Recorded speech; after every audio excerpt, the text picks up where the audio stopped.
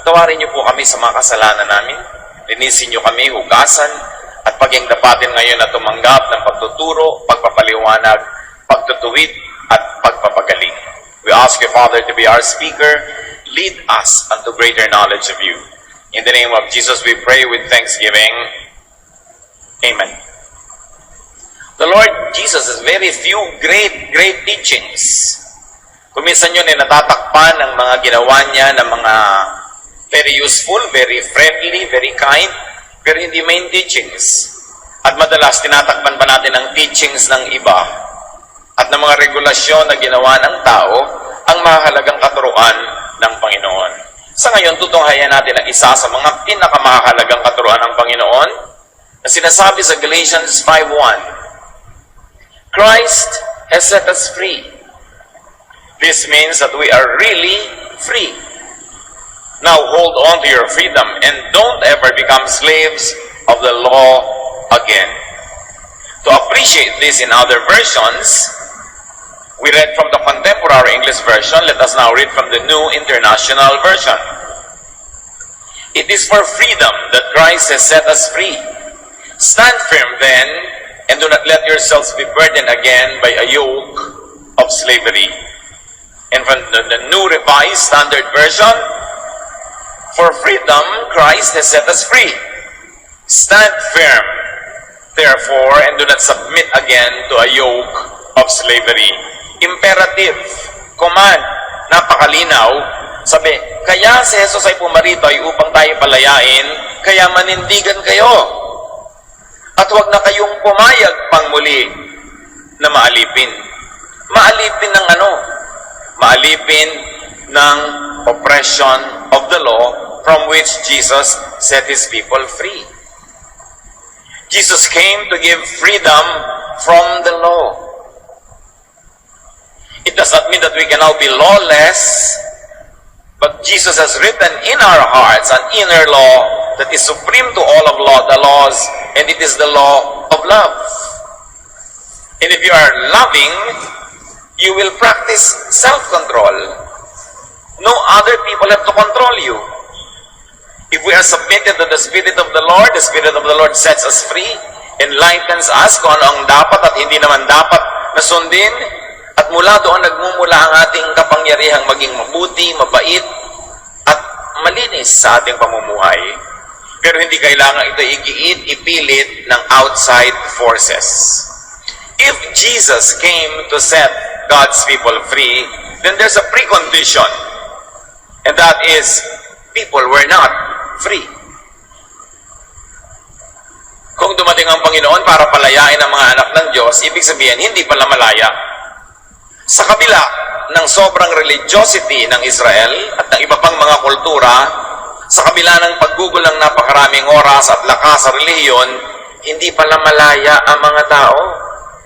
Kinailangan pa na pumarito si Jesus, ialay ang kanyang buhay at ituro ang daan tungo sa kalayaan. At ano ang hindi nagpapalaya o ano ang gumagapos? Ano ang umaalipin sa mga tao? Not political oppression, not economic oppression, it is religious oppression. People are enslaved by blind and blinding religiosity. And because this is in the name of religion and therefore in the name of God, many people don't notice that it becomes oppressive. Maraming pagpapahirap sa tao ang ginagawa sa ngalan ng Diyos, hindi tuloy nahahalata.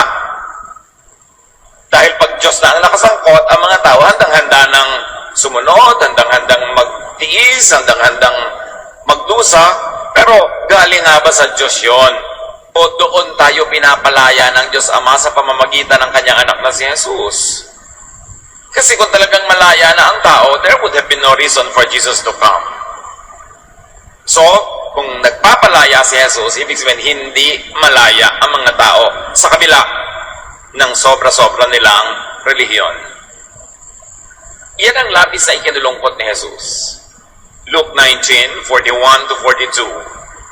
When Jesus came closer and could see Jerusalem, He cried and said, "It's too bad that today your people don't know what will bring them peace. Now, It is hidden from them. Sa pagkakita ni Jesus sa lungsod ng Jerusalem na nasa ibabaw ng bundok, na isang ahot mo ng burol, papunta doon ay biglang makikita mong nandun yung lungsod sa ibabaw ng bundok, napaluha siya sa awa sa mga tao. Jerusalem, kakakawaan mo, sobrang religious, ipinagmamalaki na sila ang pinili, hinirang ng Diyos, napakaraming mga sinusunod na alituntunin, 10 commandments, 613 other commandments called mitzvots, traditions, dietary, ceremonial purification laws, lahat na nasa kanila. And yan sabi ni Lord, nakakaawa kayo dahil bulag kayo. Hindi nyo alam, hindi nyo nakikita, hindi nyo nauunawa kung ano magbibigay sa inyo ng kapayapaan. Despite Jerusalem's obsessive religiosity, the people were ignorant of what would bring them peace. What would bring them inner peace. And this, sadly, still happens today. Despite religiosity, sa katunayan, mas maraming relihiyoso ang merong psychiatric problems. Mas maraming relihiyoso ang conflicted inside of them. Haunted by guilt and making everyone else feel guilty to get even. Mas maraming conflicted, cruel, unkind people who are religious. In fact, huwag na tayong lumayo, maraming religious wars. Dahil iniisip ng mga tao, pag sa ngalan ng Diyos, pwede na silang pumatay ng hindi katulad nila ng paniniwala. Kaya malupit ang mga mananampalataya sa mga ibang mananampalataya at sumusunod sa Diyos na may kakaibang interpretation o reading. Kasi iniisip nila, pasasangalan ng katotohanan, at syempre yung katotohanan yun, yung katotohanan na version nila, pwede na sila maging malupit. Napakaraming pagkakaligaw, pagkakalito ang mga relihiyoso kesa sa mga hindi relihiyoso. Kaya mas dapat pag-ingatan. Sa mga Sadducees, na sari-saring issue ang pinapalabas, sabi ng Panginoong Jesus sa Matthew 22:29, Jesus answered, "You are completely wrong. You don't know what the scriptures teach, and you don't know anything about the power of God." Sinong kausap niya? Religious leaders. Alam ng mga religious leaders yung verse, pero baluktot ang reading, interpretation, at application. Sa ulado ang bawat salita na nakaukit sa Biblia. Pero ano't ang nagiging bunga ng kanilang pagtuturo ay lalong nahihirapan ang mga tao, lalong nalilito, lalong naaalipin. Sabi ni Jesus, wala kayong kamuang-muang sa kahulugan ng Scriptures. Because of ignorance of what God wants for them, people are unable to enjoy a life of freedom, a life of peace, which is the will of Jesus for people. And ironically, the major agent, the perpetrator, institutionalizer, promoter, and even glamorizer of ignorance and lifelessness is blind and blinding religious teaching. Yan ang mas nagpapausok, nagpapatatag, nagdidiin, at kuminsan ay nagpapamukhang kaakit-akit sa kamangmangan, sa kawalan ng buhay. Isang bulag at mapangbulag na relihiyosong katuruan. Kaya mas dapat pag-ingatan ng religious kaysa secular. Kasi pag secular, maingat ka na, baka mali. Pero pag religious, nagiging very trusting ka agad. Ano ang tawag ng Panginoon sa mga Pharisees? Yung mga nagpapakadalubhasa sa pag-aaral ng Scripture, may sari-sariling lifestyle, mahihigpit na mga pamuntayan sa buhay, mga tamang kasuotan, tamang kilos. Anong sabi niya sa Matthew 23:24? You blind leaders, you strain out a small fly, but swallow a camel. Mga bulag kayo sa pagbubulag-bulagan at paglilinis-linisan ninyo. Hindi nyo malulun-lulun ang maliit na kulisap, pero yung mga kamelyo, buong-buo yung nalululun. Anong ibig sabihin ng Panginoon? These religious leaders were majors of minors. Pinapalaki ang maliit, pinapahirap ang madali, pinapasikip ang maluwag na daan patungo sa langit. Pinapahirapan, inaalipin ang mga relihiyosong nakikinig sa kanila. Kaya naman ang number 1 na galit sa Panginoong Hesus, yung religious institution Yun nga ang mga nagpapatay sa Kanya Kasi nabubunyag ang pangaalipin nila sa isip ng mga tao dahil pinakikinabangan nila para sa sarili nilang ganansya. In fact, some teachers who appear and package themselves as righteous could actually be agents of oppression. Baka sila ay mga kampo ng pagpapahirap sa tao. Kaya titingnan mo, ano ang epekto sa akin ng turo ni ganon?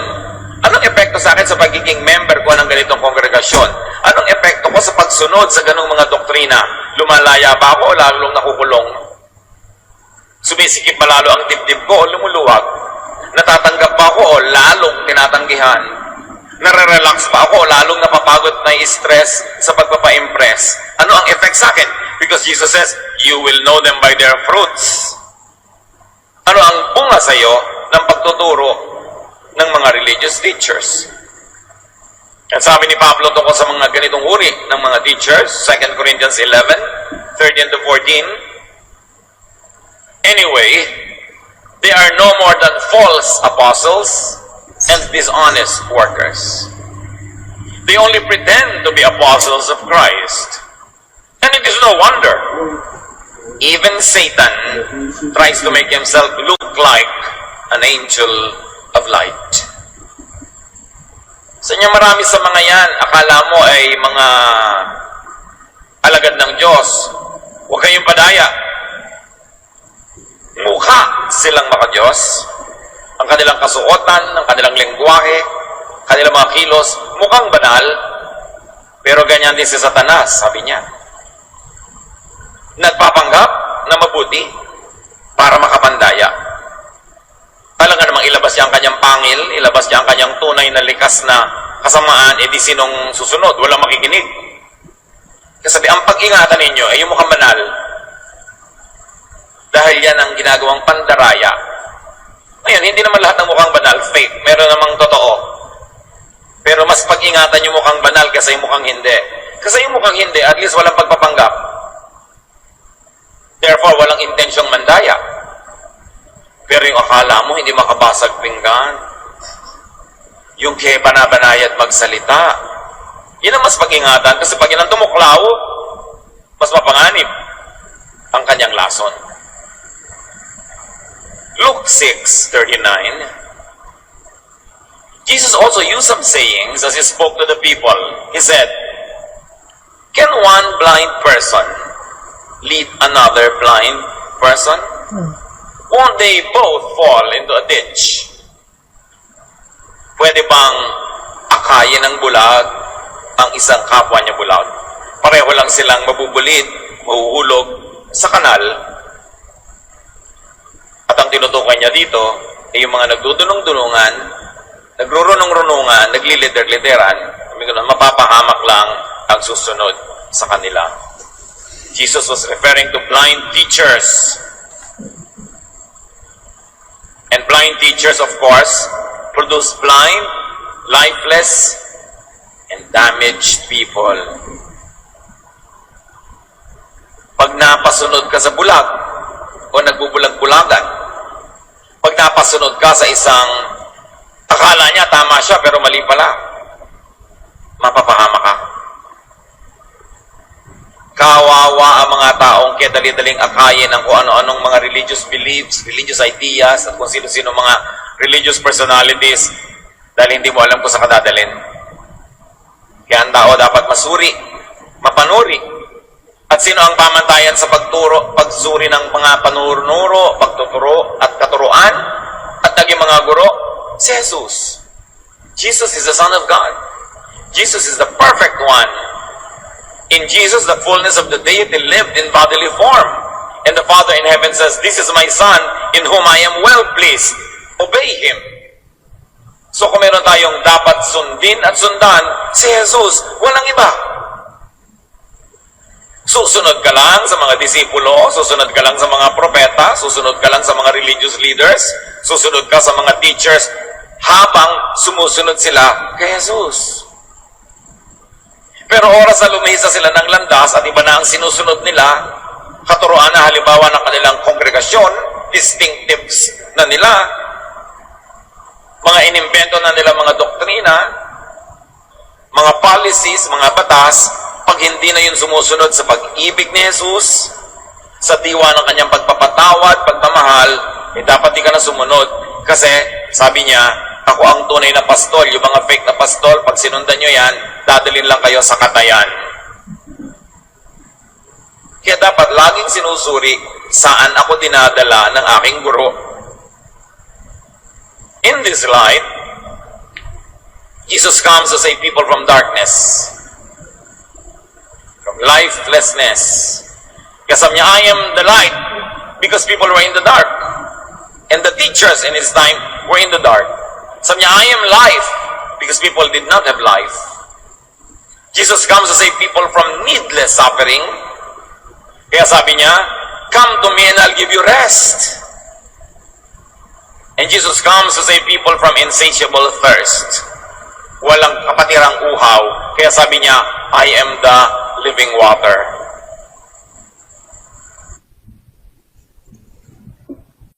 The way that brings us to God's love, to God's peace, to God's forgiveness. All other ways are dangerous. Jesus comes to save people from oppressive religiosity.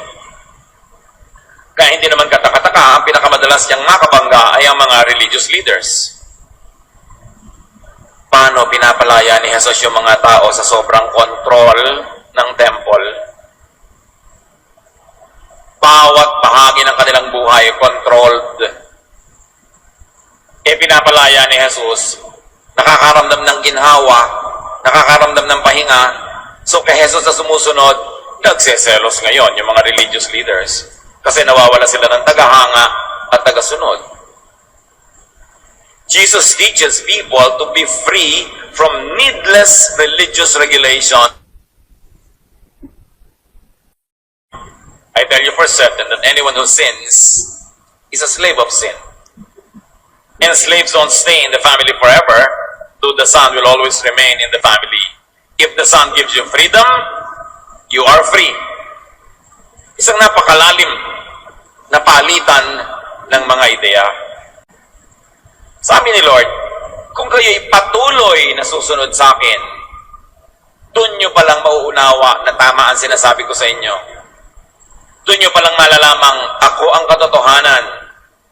At pagkatapos niyan, ang katotohanan ito ang magpapalaya sa inyo. Sabi naman ng mayayabang ng mga Israelites, bakit naman natin kailangan palayain? Mga anak kami ni Abraham, hindi kami kailanman naging alipin ng sino man. Of course, hindi naman totoo yun dahil ang dami naman ng alipin sa kanila ibang lahi. But if they meant religiously or spiritually speaking, sabi ni Lord, akala nyo lang hindi kayo alipin. Pagka kayo ay under the law, at nilabag nyo ang law, sinner na kayo. Pag sinner na kayo, condemned na kayo. Pag condemned kayo, alipin kayo. Di ba ang dami nyong laws? Sabi ni Lord. Di ba pagkarami-raming laws, nasusunod nyo ba lahat? Of course not. If you break one of the laws, you break all. Therefore, you are all sinners. And because you submit to this set of laws that you cannot obey, your submission to it and recognition of it makes you sinners. And if you are sinners, you are slaves. Sabi niya, ako ang magpapalaya sa inyo. Paano nagpapalaya si Jesus? Di ba isang law lang ibinigay niya? Love God and love one another. Tinanong siya, teacher, which is the greatest of all the commandments of our nation? Sabi niya, love God, love your fellow men. All the laws, all the prophets are premised, hinged, and aimed at this. Pawalan nyo na kami magka-joke. Kasi nga naman, nagkakaroon na naman ng bagong law pag naging Christian ka. Pag sumabit ka sa isang law, sa isang system, mananagot ka doon. Kung ayaw mo managot, wag ka sumali. Diba? Kaya sinasabi ni Lord dito, kung ayaw niyong managot sa 613 misthoughts, sa 10 commandments, sa kutakot-takot na law ng ating lahi, huwag kayong mag-submit. Mag-submit kayo sa aking law na binibigay, the law of love. That's why the temple killed him. Naiintindihan ba natin yon? We worry. At siguro marami na nag-iisip sa inyo, hindi maraming aabuso pag walang ganon. Yun agad ang worry natin dahil gusto natin maging pulis. Wala tayong tiwala sa pwedeng gawin ng Holy Spirit sa kalooban ng isang tao. Wala tayong tiwala sa Kanya. So, sasabihin natin, alam mo, pinatawad ka na ni Jesus sa lahat ng mga kasalanan mo. Wala nang law. So, free ka na, save ka na, wow, hallelujah. O ngayong Christian ka na, eto na ang listahan ng mga bagong laws. E di binalik mo lang sa dati. May bago na namang oppression. O Christian ka na, huwag ka na mag-pants dahil babae ka. O Christian ka na, lalaki ka, huwag ka maghikaw. O Christian ka na, dapat ang baptism mo ganito, hindi ganon. O Christian ka na, dapat huwag ka nang kakain ng ganito. Huwag ka nang pupunta sa mga lamay ng mga patay. Huwag ka nga atin ng kasalan ng mga pinsan mo pagka sa ibang simbahan. Dumami lalo yung law actually. Hindi natin napapansin because the law is given in the name of Jesus. Ang tanong, si Jesus nga ba nagbibigay noon o yun lang kongregasyon? Kaya maraming mga nagiging born-again Christian, lalong humirap ang buhay. Kasi mas dumami kayo ng amo. Dati no, ang religion mo, gano'n, ang amo nyo lang, yung pinaka-leader nyo. Ngayon, bawat sister, bawat brother. Sabi nyo, open rebuke is better than secret love. So everybody's rebuking you from everywhere. And what happens when you're not able to live a perfect life? You pretend to be perfect. You hide your wounds, you hide your sins, you become a hypocrite. Kaya sabi Lord, you hypocrites. Puro kayo pagpapanggap. Eh bakit naman kayo napupuwersa sa magpanggap? Eh kasi niyakap nyo yung law na hindi nyo naman kaya sundin. Then you all pretend na nasusunod nyo yon para hindi kayo matiwalag. Ang bunga sa kalooban, guilt. Walang peace. Sabi ni Lord, I give you peace. I give you peace that the world does not give. Paano ka magkakaroon ng ganong peace? Pagka alam mong Jesus rewrote all the laws, accepts you perfectly for who you are, as you are, and loves you anyway. Tapos, diba? Sabihin pa ng iba, save ka na. Dapat huwag kang magkasala kasi matatanggal uli ang salvation mo. Another law. Another pahirap ng loob. Another panakot. So tell me, how can you have peace? Kung tuwing nagkakasala ka, natatanggal ang salvation mo. Peace ba yun? It is inconsistent with the peace teaching of Jesus. With the love and forgiveness teaching of Jesus. So you better recognize all the doctrines in your minds kung alin doon ang dapat bitawan mo na dahil hindi naman pinapahawakan sa iyo ni Jesus. Those who submit to the law will be measured in accordance with that law. So what law would you like in your life? What law will you submit to? The law of the Pharisees? The law of the Sadducees? The law of legalistic, formalistic congregations? Or the law of Jesus? Sabi niya, if the Son sets you free, you are free indeed. Sumali ka, di sakop ka tuloy. Kung hindi ka sumali, di hindi ka sakop. So, ba't ka sumasali? Sasakop sa'yo. Yan ang dapat unawain ng mga tao. Romans 6:14, for sin shall no longer be your master, because you are not under the law, but under grace. Ano bang ibig sabihin ng under grace? You are loved, not because you deserve it, but because God is loving. You are forgiven not because you paid, but because God is gracious. That whatever blessing you get is not what you deserve, it's just what God wants to give you. So, napapahinga ka, hindi ka laging performance level.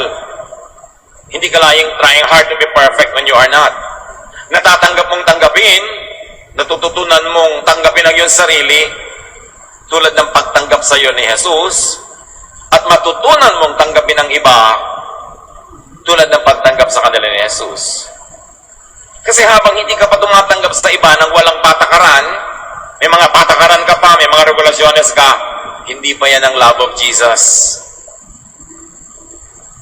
Because the love of Jesus loves you as you are, for who you are, and will never let go of you. And God will never leave you nor forsake you. Doon ka lang magkakaroon ng kapayapaan. Doon ka lang lalaya. No longer under the law. Therefore, not in sin. Kung may nakalagay, halimbawa dyan, no parking, nag-park ka, hindi may kasalanan ka, ngayon nag-park ka, pero tinanggal na ni Jesus yung no parking sign, di wala kang kasalanan, kasi tinanggal niya. Kailan natin maiintindihan na tinanggal niya ang talab ng law, pinalitan niya ng talab ng kanyang law of love? When will we relax? Relax about ourselves and relax about others, and just be thankful to God and love others. Ito yung usual occurrence. Ganito ang kadalasan na nangyayari sa mga religious activities. Sasabihin mo sa tao, accept Jesus to be saved from the law. Check. Accept Jesus from the law of punishment. Check. Accept Jesus to be saved from guilt. Check. At ngayong born again ka na, now, here are the new laws added to the old ones na chinek natin kanina pero ibinabalik mo rin pala lahat unti-unti. At pagkatapos, here are new loads to carry. So, lalong dumami. Lalong humirap. Lalong sumikip ang dibdib. Sasabihin pa sa inyo ng iba, oo, pinatawad ka na ng Diyos sa iyong mga kasalanan, pero ngayong saved ka na, heto naman ang mga dapat mong gawin to continue to deserve your forgiven state. Oras na binigyan ka na ngayon ng mga ganong kondisyon, meron na yung built-in failure because you cannot obey all of them. Magkakaroon na yun ngayon ng shortcomings na naman. At guilt ulit ang ending. So ang saya-saya mo na born again Christian ka, pinatawad ka ni Jesus sa iyong mga kasalanan, pero bibigyan ka ngayon ng chance sa mga bagong rules.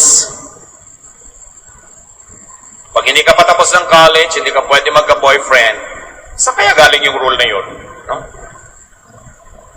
Pagka nasa choir ka, dapat perfect ang life mo, wala kang kasalanan, kasi nakikita ka ng public. Saan naman kaya galing yung rule na yun? Pag tumutugtog ka sa band ng church, pag lalaki ka, dapat very short hair. Saan galing? O babae ka, dapat lagi ka lang nakapalda. Saan na naman galing yan? Etc. etc. etc. Dumami. Dumami ngayon na nagkocontrol sa'yo. Pag nagkasala ka, itatawag ka ng meeting, lilitisin ka. Saan galing ang basis na dapat mong litisin ang iyong kapwa? Samantalang sabi ni Lord, judge no one. And yet, yan ang ginagawa ng mga Kristiyano agad, judge others.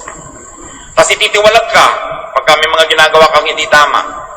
Lalo leader ka, lalo worker ka, moral lesson, huwag ka mag-leader, huwag ka mag-worker nang hindi ka paginitan.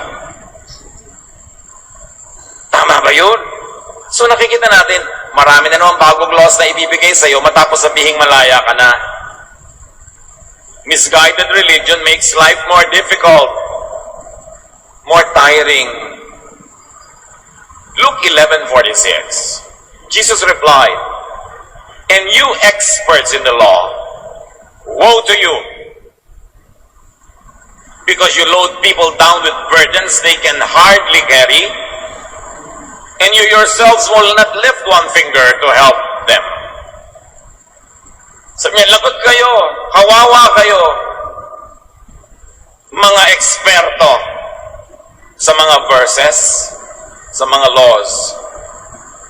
Tinatampakan nyo lang ng mapahirap ang mga tao, tapos hindi nyo naman tinutulungan. Ang relihiyon nyo ay pabigat sa buhay. Dumami ang amo. Dumami ang mga regulasyones. And it is a thankless job or ministry because after 20, 30 years of faithful work, subukan mong madapa, lalapain ka ng kapatiran. Ang una magchichismis sa'yo, ang una magja-judge sa'yo, sisipa sa'yo yung mga kapatiran na pinaglingkuran mo. Yun kaya talaga ang gusto ni Jesus? O bumalik uli yung mga Pharisees, kaya may modern day Pharisees. Nandiyan na naman yung mga Sadducees, kaya may mga church bullies. Walang ginagawa kundi, sister, ba't ganyan damit mo? Sister, bakit ganyan ka? Hoy, bakit nag-party ka? Evil yan. Dapat tayo ang lahat ng mga kwan mo sa ministry lang. Party, evil of the world. Mga ganyan, dumami. Teka, ikaw ba namatay para sa akin sa krus? Hindi, pues umalis ka sa harap ko, ha? Hindi naman pala ikaw savior ko, ba't ikaw umuusig-usig ngayon? Parang dumami ang amo ko mula nung sumali ko sa church na to, ha? Diba? Although, of course, we should be kind to one another. We should be considerate of each other, consider other people, but you're free, really. Huwag nating maliitin na magagawa ng Holy Spirit to convict us on what we should do. Hindi tayo ang dapat magdikta sa mga tao kung anong dapat nila isuot gawin. Para namang walang Holy Spirit. Parang walang Diyos, ikaw mag-Diyos-Diyosan. Matthew 23:13, you Pharisees and teachers of the law of Moses are in for trouble. Jesus speaking here. You're nothing but show-offs. You lock people out of the kingdom of heaven. You won't go in yourselves, and you keep others from going in. So niya, lagot kayo, ha? Kayong mga guro. Puro lang kayo pasikat, pakitang tao.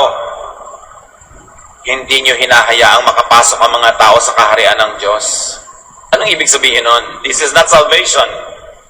Because the kingdom of heaven can mean salvation from eternal hell, but it can also mean being with the Father, enjoying the Father's peace, rest, enjoying bliss, happiness, contentment. This is all what the kingdom of heaven speaks about.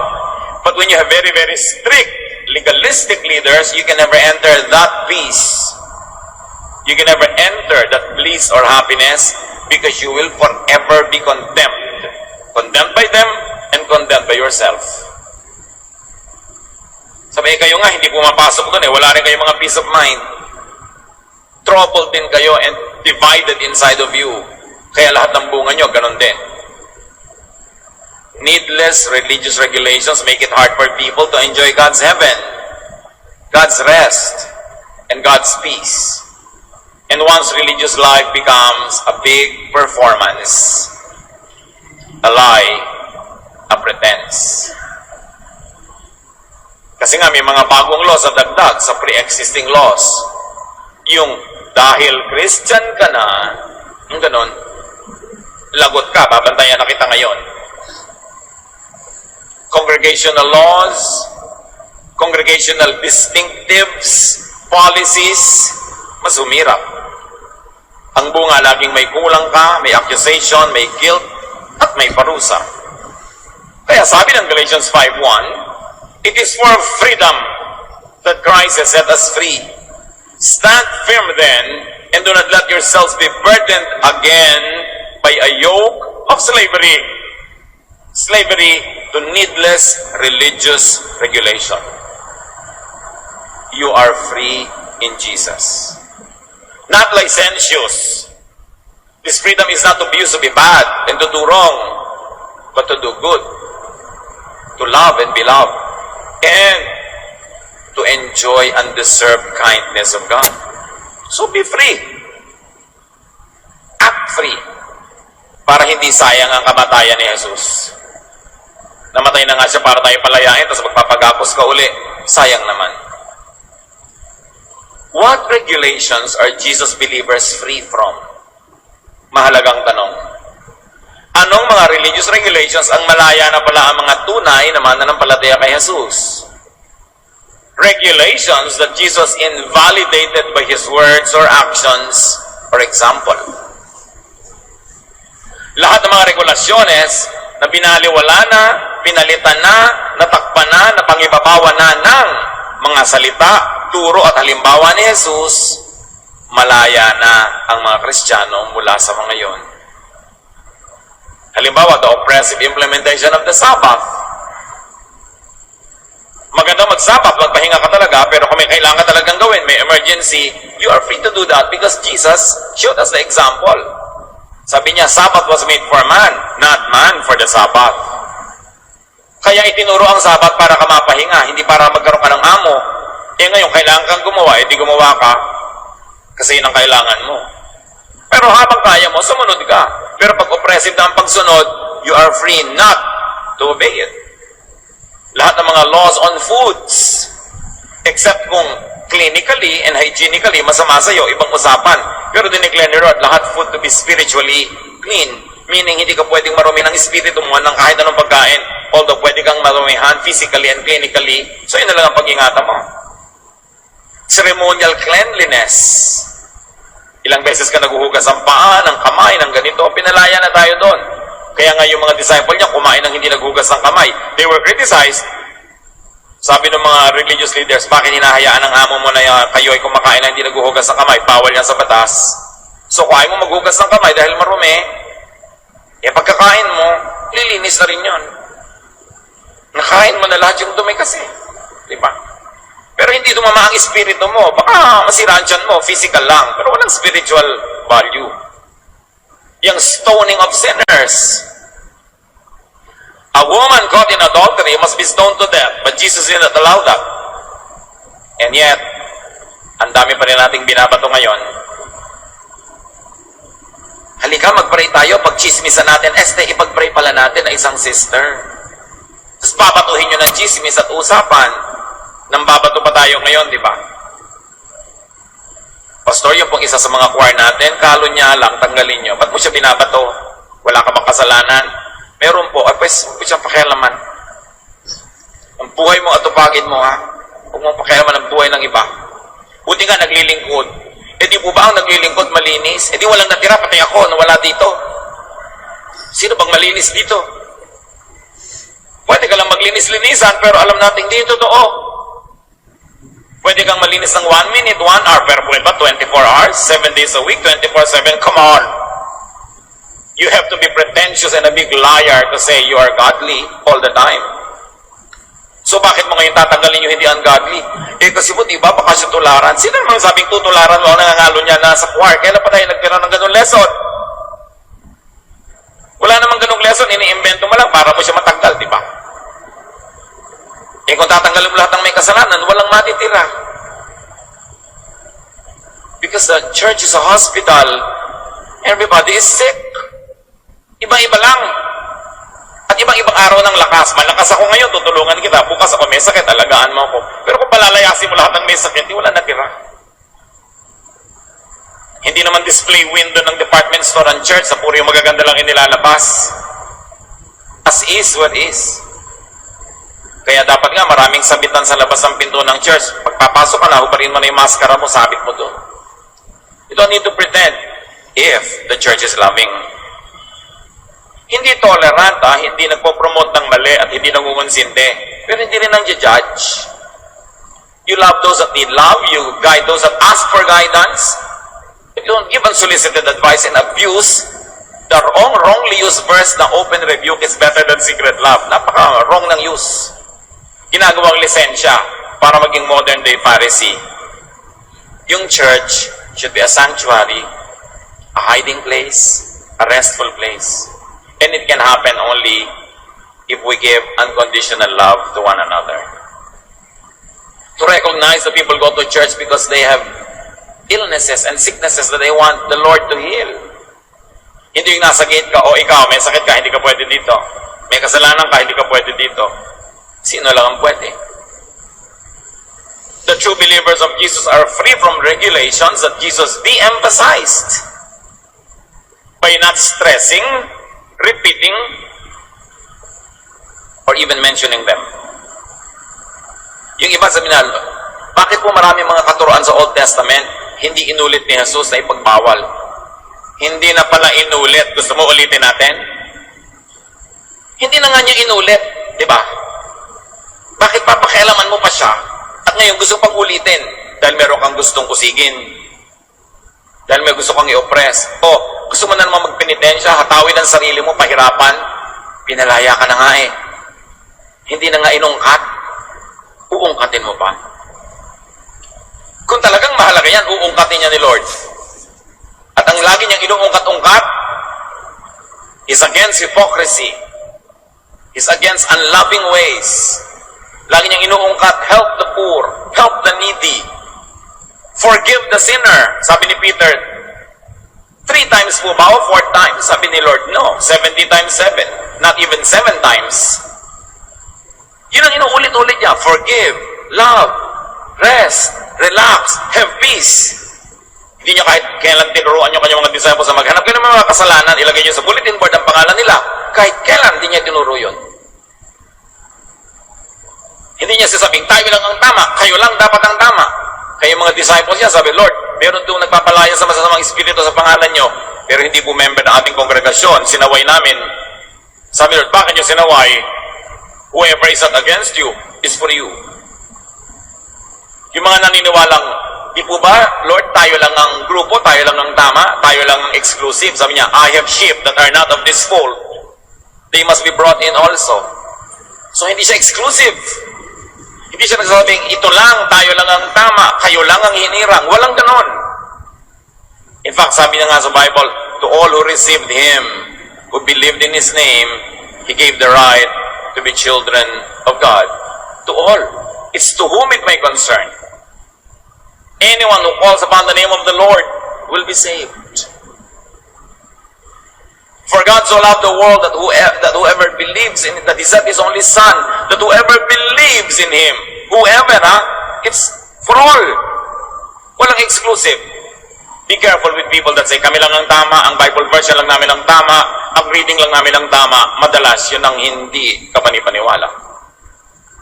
Ibig mo sabihin, nilikha ng Diyos lahat ng tao? Check. Mahal ng Diyos lahat ng tao? Check. Pero sila lang ang ililigtas, yung iba condemn. Oh, come on. Kaduda-duda na yan. Hindi na yan consistent with the love of God. God gives everyone equal chances.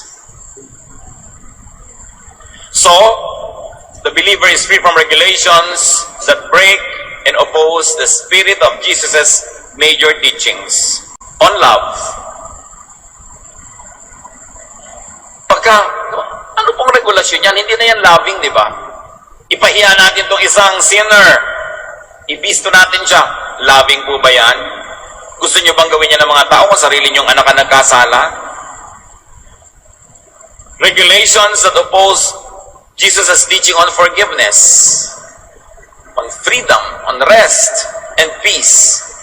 Alam mo yung mga suspect regulations. Pag humaharang, kumokontra sa turo ni Jesus. Jesus is the Son of God. Jesus is our Savior. Jesus is the one who died on the cross and lived again. His teaching must be above the teaching of anyone else. In the Old Testament, in the New Testament, in the church today, Jesus must be supreme. Jesus is Lord over all. That in the name of Jesus, every knee will bow, every tongue confess that Jesus Christ is Lord. Kailan pa susundin ng Christian Church si Christ? You know, Christianity must be re-Christianized. The church is to be reformed. Dahil nawalay na ng nawalay ang church kay Jesus at kung sino-sinong mga amo at mga tinig ang sinundan. Hindi tuloy loving. Hindi tuloy caring. So be free from needless guilt. Review what makes you feel guilty through the lenses and filters of Jesus. I don't know if you can imagine what kind of questions I receive sa Facebook. Puro lahat, masama po ba ito? Masama po ba yun? Masama po ba ito? Masama. Puro masama. Kasi na itinatanim sa utak nila ng church, masama lahat yan.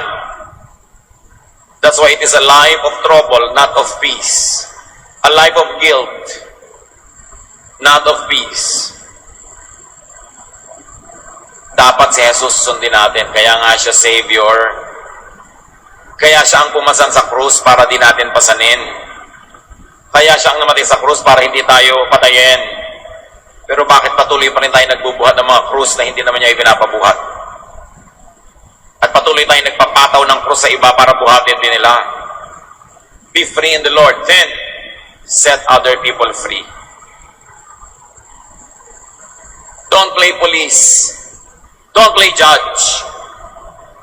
You are just another fellow sinner forgiven by the grace of God, so you have no right to be a judge of another. Let other people be free. Trust the person, that person in his goodness, in his heart, will obey the Lord in his time, in his way, and you don't have to be a policeman. Trust the Holy Spirit to convict people. You don't need to do the convicting. Don't play savior. Don't play police. Jesus did not ask us to do that. Kaya ang sabi niya sa John 8:31, if you keep on obeying what I have said, you are truly my disciples. Not what other people said, but what he said. Then we will be his disciples, not the disciples of other people. Jesus teaches, be free from needless religious regulations, control, and burdens. Mga kapatid, review your values, review your conscience. Baka naman yung ikinakagilty nyo, di naman dapat. Palayain nyo rin yung mga sarili. Let us continue to improve, to be better, but trust in the love of Jesus, that no matter where we are, what state we are in, what level we are in, He loves us, He accepts us. And then let others rest and enjoy their full lives. Stop becoming a modern-day Pharisee. Stop becoming a church bully. Love as you want to be loved. Matthew 7:12, another major teaching of Jesus. Treat others as you would want them to treat you. This is what the law and the prophets are all about. Love people. And if you're going to commit a mistake, brothers and sisters, commit on the side of being like Jesus, not on the side of being like the Pharisees. Commit on the mistake on the side of being over-loving than even on over-hating. If you're going to commit a mistake on the side of being forgiving rather than unforgiving. Magkamali man tayo sa pagiging mabuti, magiging mapagbigay, mapagpatawad, I don't think mapapagalitan ka ng Diyos. Na, ang bait-bait mo, gagano'y ka kaya ng Diyos? No. Because God is love. And He loves those who love. Dear God, we thank you for freedom. Habang itinadalangin namin, Lord, na hindi ito maging lisensya para gumawa ng mali, turuan niyo kami to appreciate it for what it is. That you set people free. You want us to be free. Turuan niyo kaming ma-process ito, matanggal yung mga needless guilt in our minds, to appreciate your grace, your freedom, and to extend the same grace and freedom and love to our fellow men. Pagbulay-bulayan natin mga kapatid, ang pang-araw-araw na kahulugan dito sa ating buhay, dahil sa araw-araw na pamumuhayan, tumatalab, kung ikay magiging malaya o nakatali pa rin. If you're going to be continuously slaved by the law or freed by the love of Jesus. Lord, teach us.